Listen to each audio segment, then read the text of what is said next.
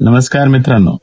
जर आईचा डिलिव्हरीची वेळ आलेली असेल आणि गर्भजल सुटलेला असेल किंवा गर्भजल लीक होत असेल, त्याला लिकिंग असं म्हटलं जातं, तर त्या केसमध्ये जर त्याचा कलर हा येलो असेल किंवा ब्राऊन असेल, त्याला आपण म्हणतो की शिजा कलरचा असेल, अशा केसेसमध्ये जर नक्कीच तुम्ही डॉक्टरला दाखवलं आणि डॉक्टरांनी जर म्हटलं, तपासणी केल्यानंतर जर म्हटलं की बाळाने खरंच पोटामध्ये शी गेली, मेकोनियम पास केलेला आहे, अशा केसेसमध्ये नक्कीच बाळाचे हार्टबीट चेक करणं, NST वर बघणं, आईची कंडिशन बघणं फार महत्वाचं असतं.